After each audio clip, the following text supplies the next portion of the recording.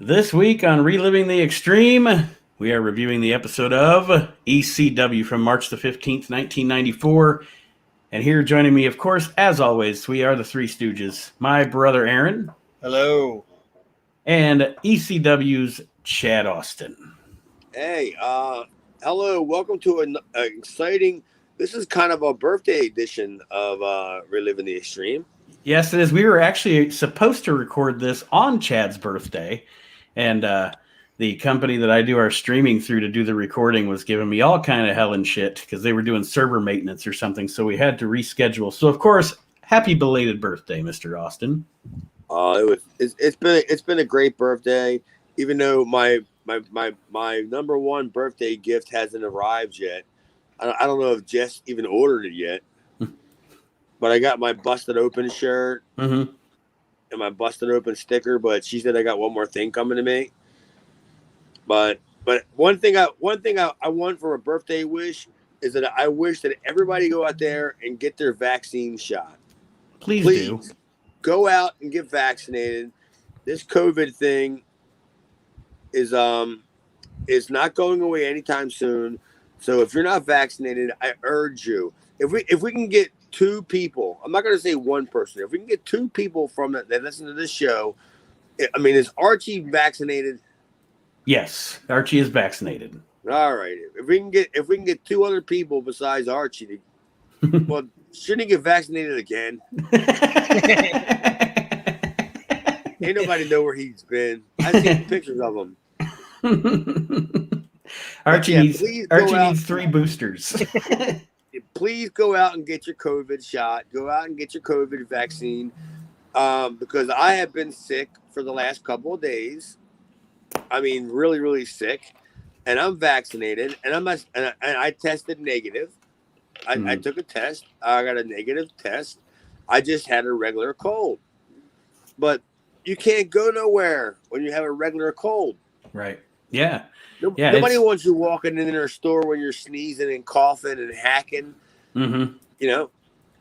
And it's and like they say, if you get vaccinated, sure, you still can contract it, but you're much less likely to be hospitalized and very unlikely that you will pass away from said disease. So, and think about the people that are vulnerable, like your senior citizens. And Aaron and I have a grandmother that's 96 years old, so one of the first things I wanted to do when they had the vaccination was get it for her. I mean, not even necessarily for me. I have a good immune system, but you think that if you got vaccinated, she'd be good? Well, my point was because she actually got vaccinated before I did. Okay. But my whole point is if I'm less likely to get it and she's less likely to get it, then it's less likely to be a deal. You know what I mean? I mean, just think about your fellow human, folks, and don't get your news from Facebook, for Christ's sake. I mean, Jesus. Get it from Reliving the Extreme. That's right. Yeah, we deliver all the hard-hitting news, even though I do have some pretty, I don't know, I guess it ain't news by now because we're already a week past whatever we were going to record. Right. But I just came from a birthday party that was supposed to be mine and somebody else's party combined. Mm-hmm. And then when I said, well, who's coming? And she told me the list of friends that were coming. I go, well, none of these are my friends. These are all your friends. She goes, well, they're your friends too. But if I was going to orchestrate a birthday party, I could have named you 10 other people that could have been there that weren't there. So that's why I just said, all right. After like a couple hours, I said, all right, I'm done. It's like getting married and your side of the aisle's empty. We're sorry, we didn't invite any of your family and shit. Sorry. Like nobody wanted to fist bump me. They all wanted to shake my hand. And literally I had a thing of the cleaner in my pocket. Because I don't know these fucking ham bones. Yeah. And don't worry, Aaron. I'm not going to send you a list of who they were because I don't even know who the fuck they were to begin with.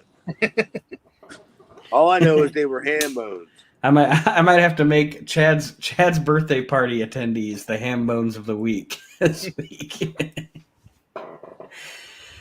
So before we get into the show, I know Chad wanted to tell the story of his recent excursion into pizza delivery. That sounds like that was fun. Well, it wasn't much of an excursion. I started on a delivery. Should I preface it by saying it's delivering pizzas? Like I'm an ECW original. And I'm resorted to delivering pizzas. I'm gonna have a dark side of the ring if I keep this up.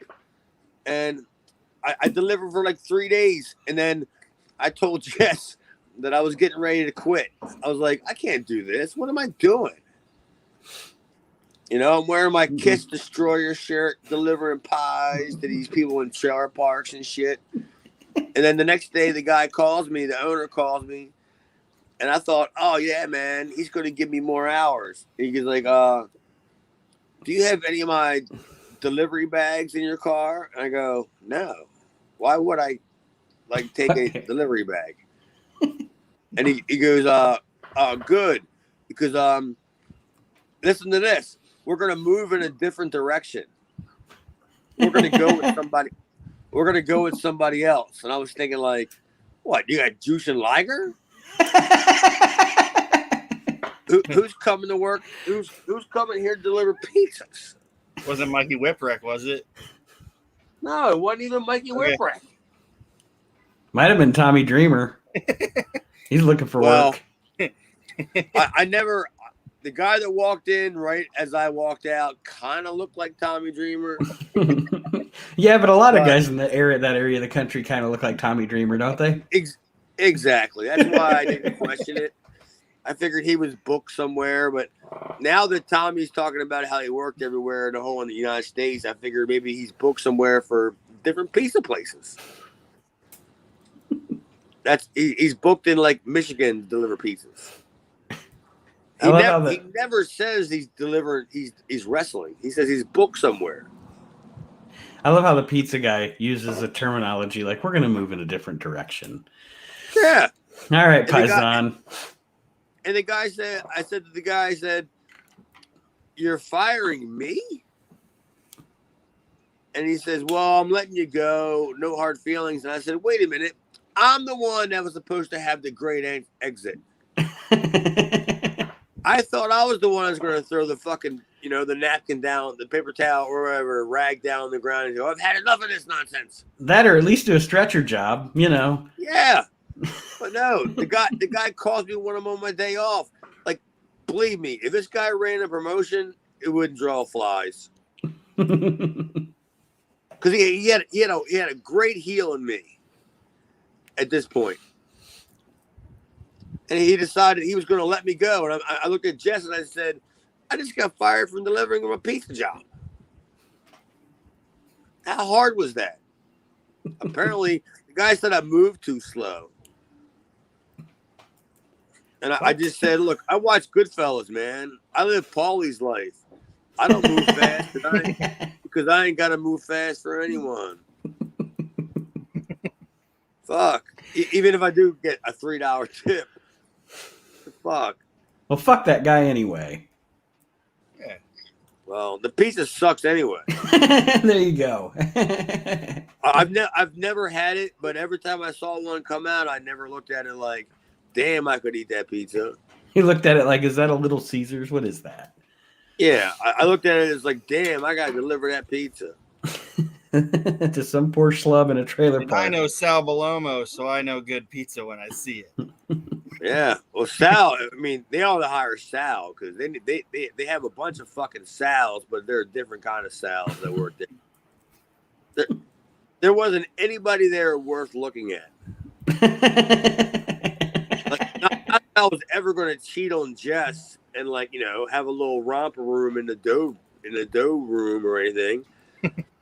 But I still was like, dude, you hire. This one girl had a face mask that was so big, she looked like she was Mr. Wrestling number 2.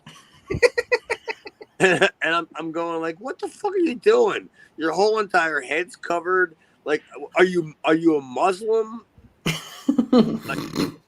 like you're half Muslim, half vaccinated, unvaccinated. What are you doing? Did you turn on Magnum TA before work today? Yeah, I don't.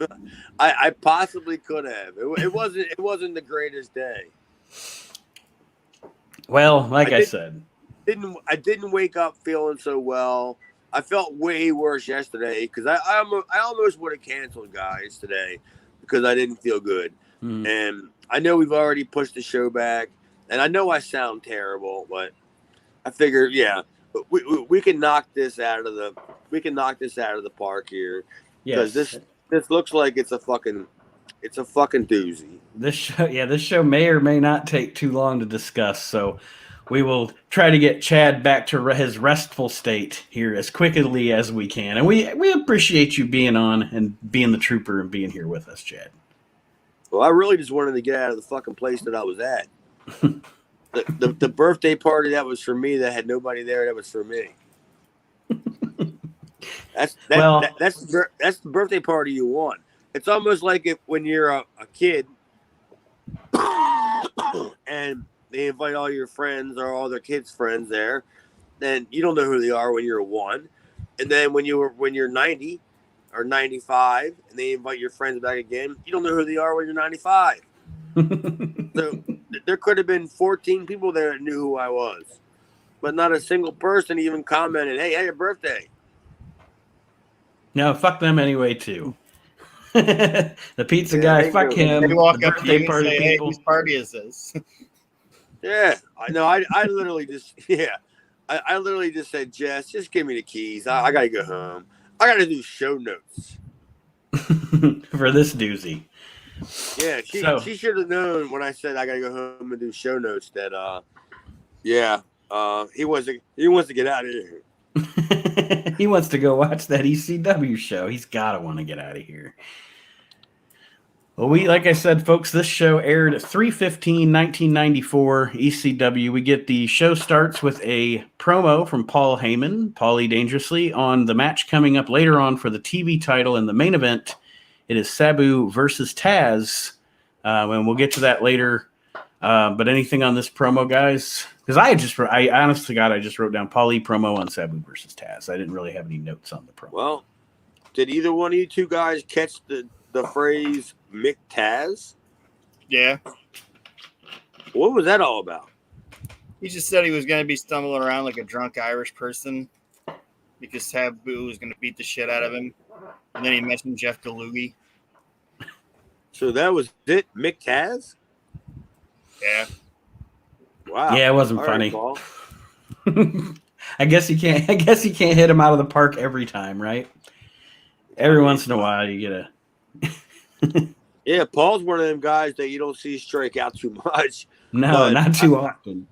I wrote Mick Taz and just going like, why is he saying Mick Taz? What the hell is that all about? Is there a connection to McDonald's here? What's going on? Yeah, is he saying he's going to send you back to where you came from? Then we get Joey Styles in the Eagles Nest to preview the show, and he throws to a promo with Shane Douglas and the Public Enemy, talking about a match they're going to have on later on in the show with Terry Funk, Kevin Sullivan, and Crash. So during this promo, Johnny Grunge pickpockets Shane Douglas. I don't know if he pickpocketed his fanny pack or what. He stole money out of his fanny pack. Oh, I got nothing to say about that. I didn't have much on it either. I wrote down here Rubber Band Man. Why did I write that down? Why did I forget why I wrote that down? That's what the Public Enemy said Terry Funk is. Oh, yeah, they were talking about the way he's... Okay, yes, that's the way it. he sells. Mm-hmm. Sells like the Rubber Band Man. The Rubber Band Man. Now we throw to...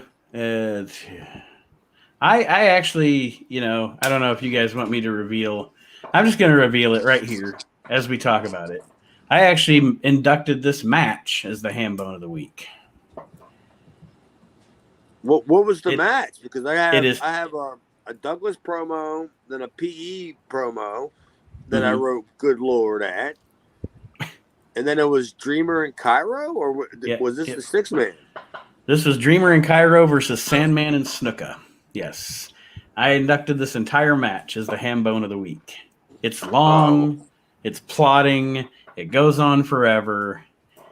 I did give Jimmy Snuka and Sandman a tag team name, though. Oh, you did? Yes. You hear my ears perk? Yes. Sandman and Jimmy Snuka together collectively are known as substance abuse.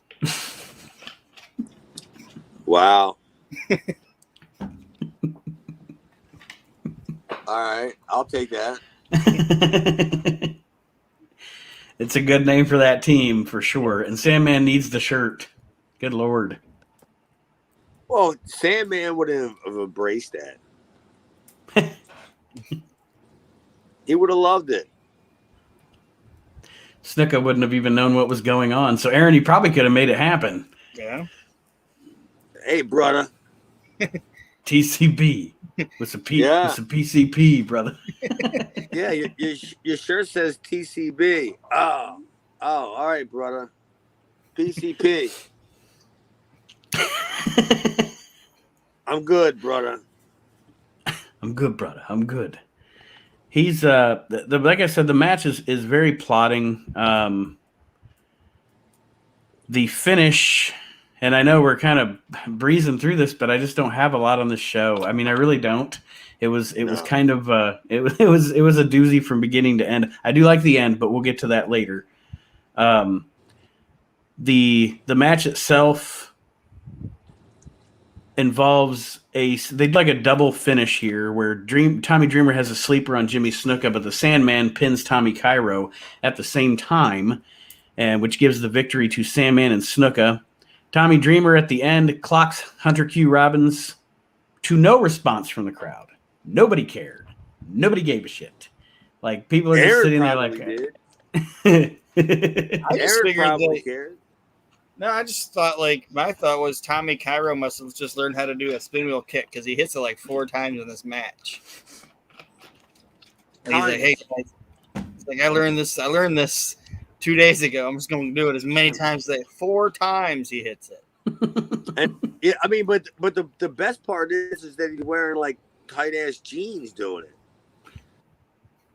So that's what he's accentuating. It's the fact that, look, I can wear like some 501s. Button flies. Look at this. I can do a wheelbarrow kick or whatever. What do you call it? A spin kick or whatever? Yeah. I don't know. I mean, this stuff is starting to become just such a blur where it's all it's the same. It's like Raw. Mm-hmm. It's the same matches. If it ain't the same matches, it's the same 9 people. Come on. I was gonna say, if it's not the same matches, it feels like the same matches over and over and over again. And you're right. I mean, and the crazy thing is they have.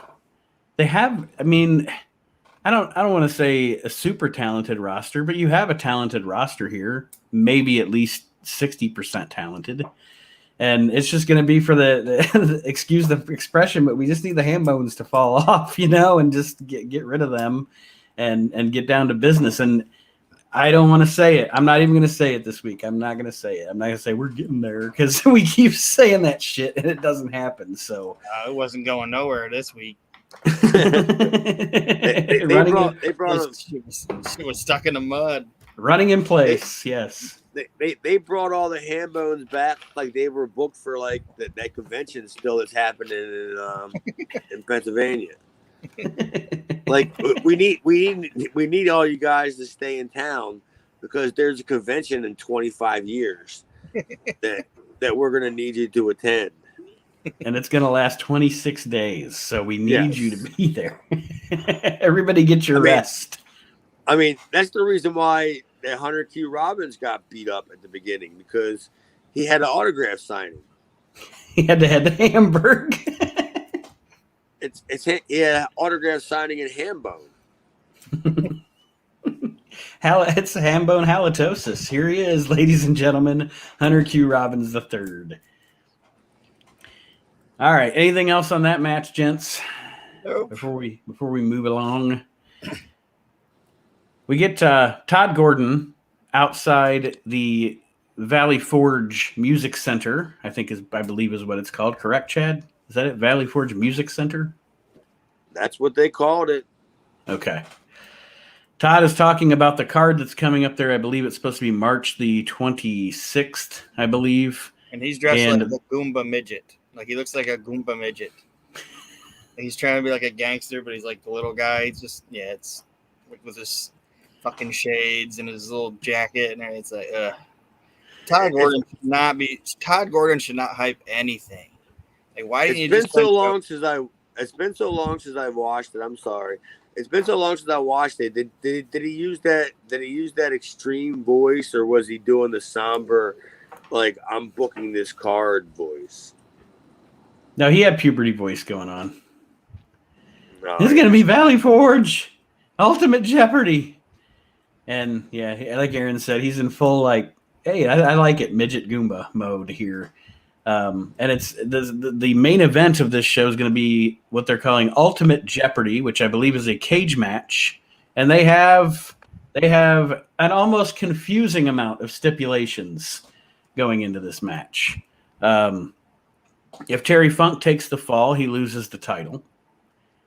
If Sullivan and Taz take the fall, Sullivan or Taz, I guess you'd say, they must split up as a team, which it feels like they already have anyway. Because they're doing separate things. But anyway, if Road Warrior Hawk loses the fall, he has to give up the moniker Road Warrior.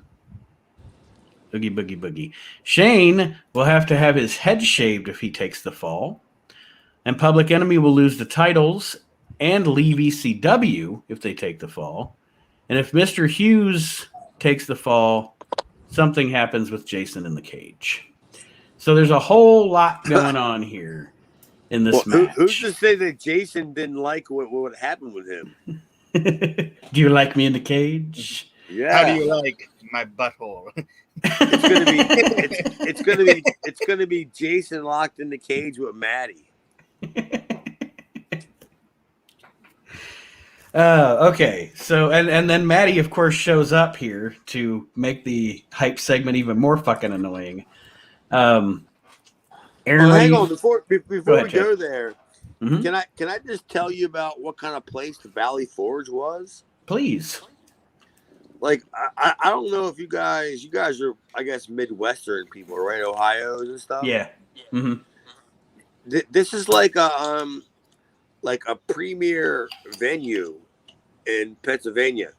I didn't know. I mean, I've only heard about it, growing up, but like some very prominent like country music singers and all would play there, and it was set up like an opera pit where there was only fans on basically three sides of the ring, kind of thing. You know what I mean? Yeah. So you couldn't play to like the whole entire crowd and stuff, and the way it was set up, it just looked. This is not set up for wrestling. And I don't think Paul gave a shit. I just think Paul thought that he could draw like a pretty good house, because what he drew, like, I don't know. I mean, what are they saying he drew? He drew like 2,300. Yeah, around there, 22, 23. So it's a bigger venue than it's a concert venue, and is the gist that I'm getting. So they would set up the cameras and stuff on the one side that doesn't have an audience on it. They also had, I believe, the next night there was a taping at the ECW arena, or the next afternoon. And then the next day on Sunday, which is rare for them, he ran a house show somewhere in Delaware. Because that was my first interaction with Road Warrior Hawk. Okay. And I was just like, this Valley Forge thing, because you had to dress upstairs, like, and when you came to the ring, you had to go from the upstairs. You know how like Moxley walks through the crowd, right? Yeah, that's kind of how you had to go to the ring. Like at So the Valley. they didn't even have any kind of an aisle or anything set up. You just walk down the stairs through the crowd, pretty much. At least they didn't have it for me, man. Because all I remember was I had to work the infamous 911. And all I heard walking down the aisleway was real quick story is that I was teaming with Hack Myers at the time. Mhm. Like not as a tag team, but for that match. Because I'm not even sure this match even airs, so I can pretty much give this away. That he had a mask on, and Paulie told Hack to give the mask to me because Paul didn't want to bury me against 911. And I'm thinking, like, why? I've already been buried like a million times. I was gonna say, yeah. I mean, he married you like 2 months ago to be married and buried to 911. So Hack got pissed off that I'm wearing this big over. I look like Brody Lee's kid wearing a Dark Order mask, wearing this fucking mask, and I'm walking down the steps, and all I heard was I remember hearing from one guy, Jobber 1, Jobber 2, Jobber 3. And I just kind of looked over going, yeah, you ain't kidding. We're all walking to the ring, and there's 911. In all his vested glory, just waiting for you. I'm just glad that I was kind of first. I had no idea who Jobber number 2 or Jobber number 3 were, but I just felt kind of bad for them because, like I've always said on this show, that after the first 1 or 2 choke slams, 911 is useless. Them choke slams are awful. I'm surprised with like a mask being bit too big for your head. At least it didn't come off when he dropped you on the mat. You know, Jesus. What would it matter? I was still wearing my fucking orange singlet. Everybody still knows me. For those of you that think Paulie is always a genius. Yeah, no, he kept me well hidden. He protected me because I think the next night that I won a match, I think I did, and then the next night I definitely won a match in the Delaware show because I was teaming with Dreamer and Sandman, who was still a babyface of all things. Well, it's interesting to me, the Valley Forge thing, because it's a unique setting then for a wrestling show. You know, like it's kind of like when Nitro would go to different, and I don't want to get off on a tangent here, but I always like it when wrestling goes to a different kind of looking venue. You know, instead of your same arena that you go to every single week, or your same, like the WWE does, they make every arena look the same every single week. It was cool when Nitro would go to like Panama City or what have you, just to have a different look for the show. And ECW did that too a lot as we go along. I would love the look of ECW when they'd be in a different type of venue. Yeah, I mean, all the arenas, they all look the same now. The Dunkin' Donuts center looks exactly the same as the Tampax, whatever. The Bausch and Lomb Dome. Yeah. The Dunkin' Donuts arena and the Tampax arena? They all have fucking corporate names now. Is Tampax a brand or is it just a thing? I think it's a brand. Is it like Kleenex, where you think every tissue is a Kleenex because they've become such a good brand? Yeah. It's not Equate.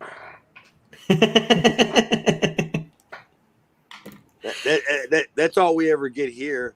When Jess goes to Walmart and I ask her to bring me home some like Rolaids, and she brings me home a whole entire thing of Equates. Equate antacid tablets. Yes, they're not Rolaids. They're antacid tablets.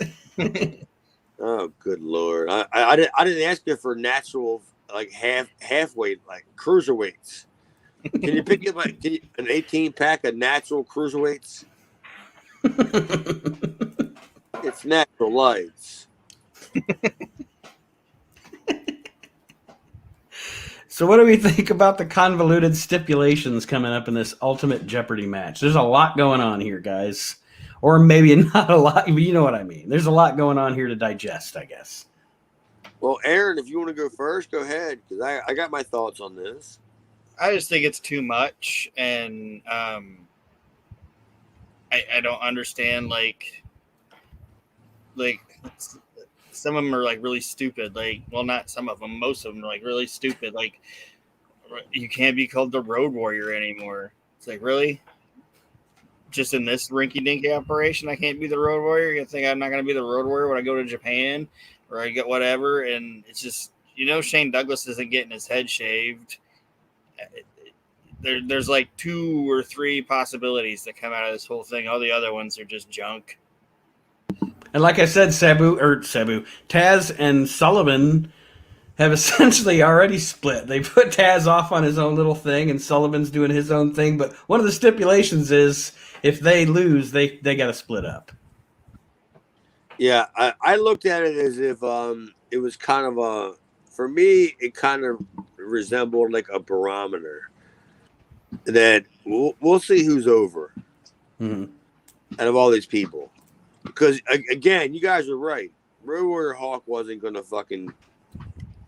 First off, he wasn't going to shave his mohawk or lose the Road Warrior name. And then whatever other stipulation you have, what was the least possible thing? Taz and Sullivan lose the belts? Yeah.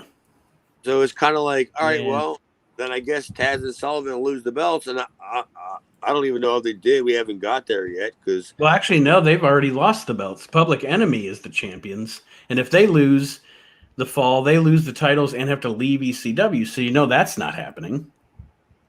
They're not going to leave. At least not for another year and a half or so. Yeah. But I love the Road Warrior thing because it's like Road Warrior touches down in Japan. He's like, listen, Mr. Baba, I can't be Road Warrior Hawk because I lost that name in Valley Forge, Pennsylvania. I just can't do it, Mr. Baba. I mean, what the fuck?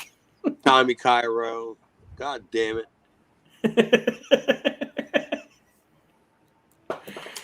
All right. I think we've shit on that enough. Then we get I just wrote down Maddie with Mr. Hughes. I don't like it. I don't even know what this was. I don't either. Like I don't know what it was supposed to be. I don't know what it was. I don't know what it was going to be. Jason like threw a marble at the wall and was like, "Tell them about it," and then they didn't tell anybody about it. I didn't even see him throwing a marble against the wall. Once I saw Mr. Hughes, I realized it was time for me to get another beer. And then apparently right next to it, I made sure my pen still had ink in it. I scribbled alongside of it. And then I looked like it looks like I wrote Mr. Hughes versus disabilities. Well, I wrote down because they didn't say his name at first. I wrote down Mr. Hughes versus a big fat guy. Oh, and then Billy Firehawk. Later on, they say his name is Billy Firehawk. Yes. I renamed him Billy Firebolt because he's very bulky and jiggly. It's disgusting. Well, I'm sure this was fucking every bit as much as I wrote down with my notes that I wrote Mr. Hughes versus Mr. Disabilities. or maybe it was Mr. Diabetes. I'm not even sure. I can't even read my own hand. That's probably what it was. I can't even read my own handwriting. I like Mr. Disabilities. I don't know why, but Mr. Disabilities is going to be teaming up with Mr. Shabby Bomb Beams. Silky Boom Boom. Silky Boom Box. Yeah. Boombox. Silky Boombox. They're going to be the variety club. And Mr. Ooh La La. I was about to say they're going to be managed by Mr. Ooh La La. And they're the variety club. But I think Billy Firehawk, if I'm not mistaken, I believe he sticks around for a little while because I think I got to beat him once on TV. That's a shame. So, see, looking at that guy, it makes me think of something, and it's going to be. You might think it's weird, you might not. You ever wrestle a guy? Disabilities? You ever? When I look at Billy Firehawk, I think he probably smells. You ever have to wrestle a guy that just was a stinky bastard that didn't take care of himself, and what the hell is that like? That's got to be terrible. You can name names here too. I honestly can't tell you because 20 some years ago I got punched in the face and I got my nose broken, and in the process it really fucked up my sense of smell. So I really can't smell so great. Something has to be really bad, like for me to smell it. Mm-hmm. So I'm trying to think. I know I've wrestled some dirty motherfuckers before, but if I did, I made a conscious effort to not like let them get me in a head scissors. Yeah, that's you don't want to wind up in that area. Like, I mean, let's just use just say Hack Myers for an instant, and I don't think Hack Myers stunk at all. Mm-hmm. I mean, in different ways he did, but not as he actually smelled. But like if Hack Myers would have stunk, I would have never told him to lock up, take a headlock takeover, where I could lay there in this fucking big hairy ass armpit. You're right. If it stunk, so I don't think. I'm sure I have, and I'm sure there's some people that could say the same thing about me, because I wasn't always the most hygienic guy when it came to washing my gear, and a lot of guys couldn't be, especially on these trips like the Valley Forge trips, because I didn't have like 3 or 4 pairs of gear. I just had like 1 or 2, and then if I wore one night, then I wore the other one the next night, then I wore the next one the next night. Then it's been sitting there festering. Right. Well, yeah, and what, 1 of every 5 hotels actually has laundry service. So you would, or a washer and dryer or something that you could use. So you're not going to be guaranteed to. I'm not even sure I stayed in a hotel. I think I went home all that night. Because Valley Forge was a Friday, I believe, and then ECW Arena was a Saturday afternoon. So we had a bus. This is the only time that I know that Ball had a bus. A nice bus, a luxury coach bus. And then the next night was that show in Delaware. But yeah, it's kind of hard to keep your gear clean, Right. Because how clean are the aprons, the mats? Not very fucking clean. They're not laundering those every evening after the show. No. I mean, they usually if they do it at all, they usually take the mattresses, the mat covers off, and they take them out back, and they usually kind of hose them down because the water will seep through them. But it's not like they put them out in the parking lot and somebody grabs a mop bucket with soap and water and cleans them off. So the best you're going to get is just it's been hosed off. So I really can't believe there hasn't been more like staph infections and stuff like that, Yeah. I think in today's world, because everybody's so fucking inoculated and vaccinated and germed up and everything, that more people get sick nowadays because they ain't used to fucking germs. Yeah, they don't have an immune. Yeah, they don't have an immune system, or the drugs have weakened their immune system. Their bodies become reliant on that.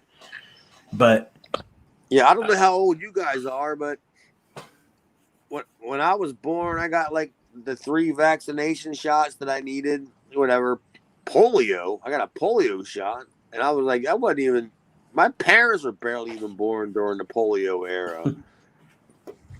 I got that shot, and I got like another shot for I don't know what it was, maybe rabies or whatever, And I got like all my shots, and now I'm watching the news, and I gotta get more shots because of this fucking the itis. Okay, so I'm sorry that. Thank you, I guess, Billy Firehawk, for inspiring me to ask about smelly wrestlers. But Yeah, Billy I also think Firehawk can stink. Ian Rotten has the same bathing habits of a Matt. He I just goes think the out there Matt. once in a while, just hoses him down. Somebody just hoses him down. Well, as much as I like fucking Ian Rotten, I think the Matt has better hygiene than Ian Rotten. After a tournament of death. well, Mr. Hughes beats this fat bastard, and then we move on to the match: Shane Douglas and the Public Enemy in a 6-man against Terry Funk, Kevin Sullivan, and Crash. So, did they explain at any point why Sherry just screamed and ran away from the match, Aaron? No, they Okay. did not. I was like, did I miss it? But Yeah, did I miss the fact that Sherry came running out like during the match? well, I think she came out with Shane, but then at some point she's just like in the aisle screaming, and she just ran up the aisle. Well, I honestly don't think that happened. I think Shane came out, and then Sherry came running out afterwards, and then yelled at Shane, and then ran to the back. I mean that's how I saw it. So maybe I'm wrong, but believe me, I'm not going to go back and relive this extreme. Aaron, what did you see? Which one of us is right? I don't know because I don't know what happened. I have no idea. I looked up and Terry was just screaming, and then she ran away.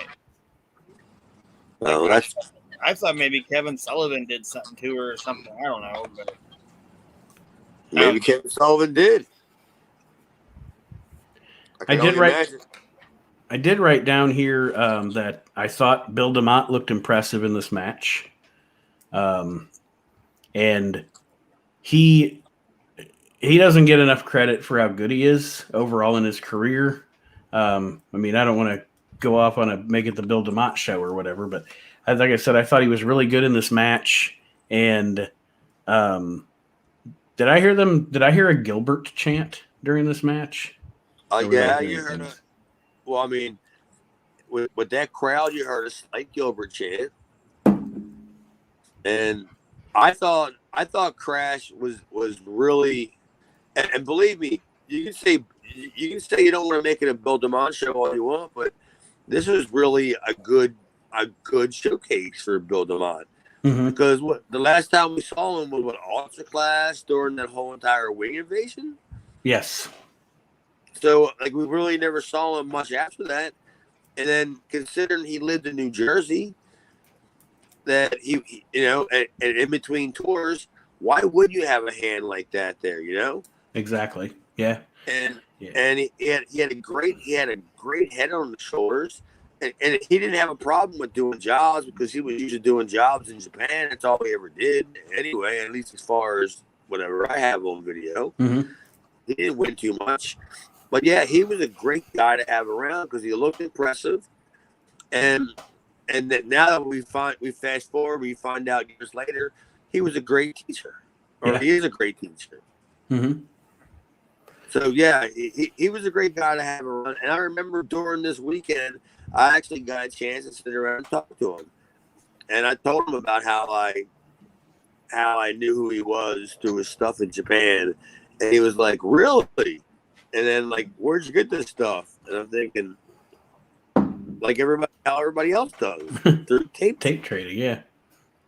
Like, and I'm pretty sure he may have asked me can you make me a tape or whatever. And I'm pretty sure I probably did because I thought he was great. I liked Bill there, and I liked all of his wings. I like the wings. Like I can get off this show here and go into the house and watch a wing show and laugh my ass off about how fucking ridiculous it is. But it's fun to watch. Yeah, Freddie, Jason, and the Piranha Death Match.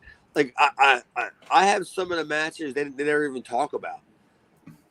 Like the Piranha Death Match was great. Like there's no way that the guy's sticking his hand and the pool is like like an Olympic-sized pool with a ring in the middle of it, and the guy sticking his hand down in the water, and he expects like 4 piranhas to come running up,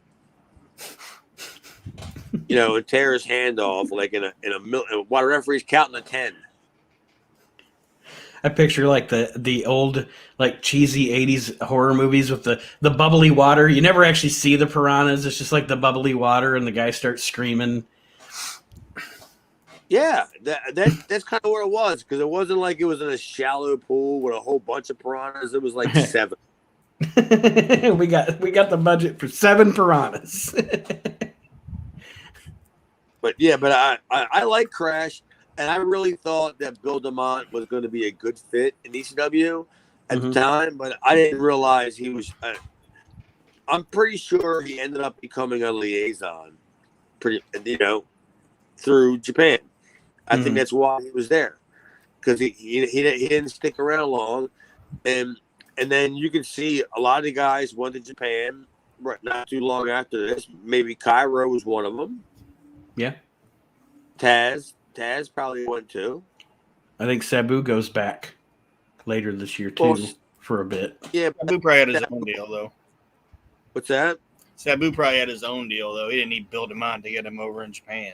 Yeah, Sabu was already had his foothold in FMW, so he was probably there. But it was, I think the way that it worked was get your foot in, like you said, Aaron. Get your foot in, like either with Wing, Gumi, or whatever them companies are called, or even Osaka Pro, for Christ's sake. The general consensus on this match, I thought it was decent. It wasn't great for me. In the end, Kevin Sullivan pins Johnny Grunge with a pile driver. Do either of you guys have any notes or anything of note to say about the actual match itself? It dragged and it was boring, and there's only so many times you can see a pile driver in one match before you're like, okay, we get it. You're working over the guy's neck. Jesus Christ. I just thought this match was plotting and was like way longer than what it needed to be. Well, it was definitely a TV time killer. Which we see a lot of that. All I know is about halfway through that match, I had put a Tortino's party pizza in the oven.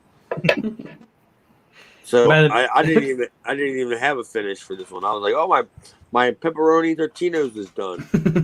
Is that the one with the little? Oh no! I was gonna say, is that the one with the little square pepperonis? Yes. Yeah. It's like 99 cents. It's like school pizza.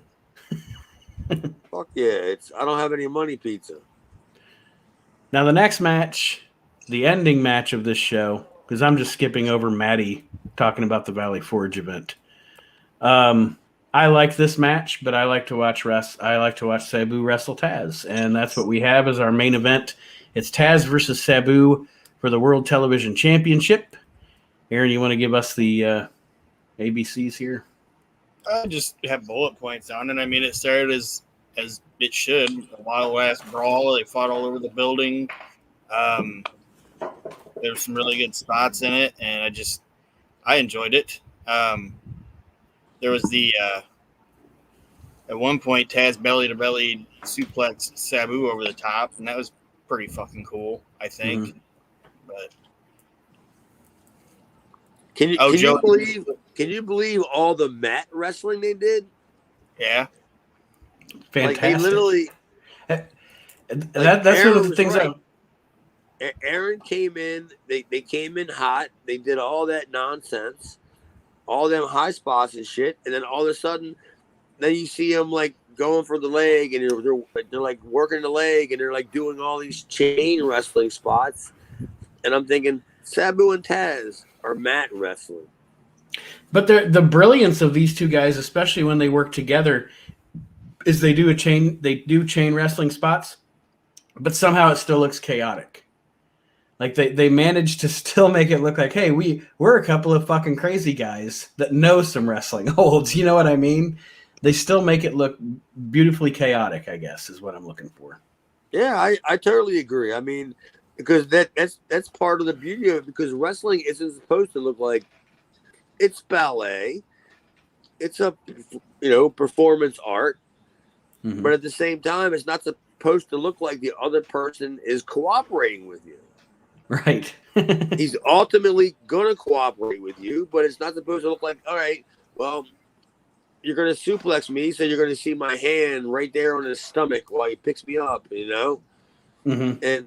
And then when they were rolling around the ground, that was beautiful. It was just like, it's just showing that these two guys they're so ferocious and they know how to do all this shit. And it was probably laying, I don't know about you, Nate, you tell me. It could have been laying the groundwork because we're not too far removed from the new debut of Taz, right?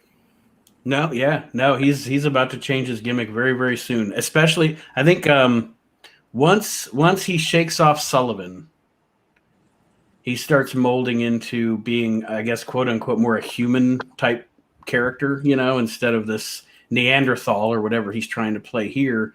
But yeah, once he shakes off Sullivan, I think that's when that starts to happen, because they're no longer trying to make him a part of a package. So he's got to be his own man. And that you can tell with this rivalry between these two, they just, I don't know how they felt about each other personally. I don't know if they were friendly. I don't know how that was with those guys, but what I do know is they were magic in the ring together for sure. Well, history from 97 on or 96 on says Taz Sabu didn't get along. So I don't know if the heat started back then. Mm-hmm. I don't have any idea, because Taz was not the Taz that we know of back then. Right. He wasn't like a locker room guy. He wasn't like a guy that, that hung out and Mm-hmm. talk, and everything. We just figured, all right, it's Taz and Sabu. And this is kind of the way it is. And I was just blown away about how good the chemistry is. But it's like you said, it's an awful chemistry. Right. Taz does win the television championship in this match after an impressive suplex off the top rope, and Taz wins the title. And overall, like I said, I really liked the match. I thought there were a lot of great spots here. These two guys work great together. And then we end the show with Sabu moonsaulting the table. And that's how we go off the air with this episode of ECW from March 15th, 1994. Overall, what did we think? I think we kind of gave our impressions as we were going through, that this wasn't exactly even a bunt on this one. Definitely not a home run. But if you gave it an overall grade, Aaron, what would you give it? Nothing, because nothing happened. I mean, Taz won the TV title, but that was it. Like, this show did nothing for me. Well, this was one where I was just like, I can't. I like have no like even anything like super funny to write down or anything like that. It's like the most I got is making a fat joke about an Indian guy. Like, it's not much to work with. Who made a fat joke about an Indian guy? You did it? I did, yeah. And he's probably Italian anyway. Just playing. What was the fat joke? He was Billy Fireball instead of Hawk. Oh, Billy Fireball? Bulk. Like bulky. See, it's not even a good joke. Like, I got nothing out of this show. No. If I had to try to break it down, then no, I didn't. Yeah, not a great joke. if we're gonna pick it apart, not a great joke. But like Aaron said, there wasn't a lot of good material to work with here, even from a comedy standpoint. It was just kind of there. Yeah, I mean, I don't know which spot it was during that Sabu Taz match, but there were so many of them. But there were so many of them that looked just so unsafe that, like, if somebody would have asked me to take these spots, I would just say, I don't know about this. Mm-hmm. Even if Taz was, hey brother, I got you. Do you really think he would have got me? like during the heat of the match when the crowd's all up, whatever, and he's beating me up and he's getting ready to dump me on my head. The adrenaline's flowing, yeah. Yeah. Do you think he really had me? But as far as an overall grade for this show, I just call it a dud, a doozy. Mm-hmm. Just nothing. I mean, Well, the Valley that being Forge stuff. The Valley Forge stuff looks promising. Yes, and like I said, I mean, we were saying that match, the main event match for the Ultimate Jeopardy deal, is very convoluted and lots of stipulations. But ECW, I mean, and I don't, they're not there yet, but there's a point where they get to the point where they can edit something for television to make it look 1,000 times better than it actually was. You know, show us the parts that are the best parts and leave the crap on the shelf. You know. So you never know. When we see this on the TV show, it may look fantastic. We may hindsight say, "Oh, well, we were a little premature in shitting on this thing," but it just sounds like too much going on in one match. But I guess we'll see, because I don't think I've ever seen any of it. I'm sure some of the people that we saw tonight on the show are definitely getting weaned out. Mm-hmm. And probably when it comes to the Valley Forge show, you're going to start seeing them guys really getting weaned out, because I don't think we see Rebel anymore, who was on any of the shows. But considering we ran them 3 shows in Valley Forge, we pretty much needed his license. Mm-hmm. So he'd probably be on them shows for the last time. But yeah, it just wasn't. It wasn't their best effort, and that's all that they had in the can. They can't wait to get done Valley Forge. Yeah, no shit. You know, we need a taping bad. And then like I can't wait to see when this shit airs how it looks, because I remember being there. It doesn't look good like on TV. Well, we will see that when we get there, guys. Chad, I want to thank you for being again with us. Not feeling well. We hope you feel better, and I'm sure our listeners do too. Any parting words this week as we sign off? No, again, I just urge everybody go out and get their COVID vaccine shot. It's not gonna protect you from the virus, but it will protect you from a lot of the symptoms, because I didn't go get a test. I could have very well had a test and tested positive, but I feel better today. Mm-hmm. And Miss Jessica, the lovely Miss Jessica, she don't feel sick at all. So that's why I don't think it was the COVID, but I just get your vaccine shot, please. And if you want to follow me and follow my whole entire, I think my vaccine shot has a Twitter page now. Follow me on Chad Austin Demira on Twitter, or Chad Vaccine Demira on Twitter. Aaron? Just thanks for listening. Hopefully next week's show, not this show, but hopefully next week's ECW Hardcore TV is better than this was, and I'm impressed that. I mean, we had to do Dirty Wrestler and Pizza Talk, but we got there, guys. We did it. Yes, we did. Yes, we did. Congratulations once again. We got an hour out of it. Thank you, everybody, for joining us here on Reliving the Extreme. Don't forget, also, check out the We Can't Wrestle podcast and WrestleNet Radio when you get a chance, if you get a chance. And like Chad said, get vaccinated. What are you waiting for? Thank you for joining us, and we'll see everybody again next week as we continue Reliving the Extreme.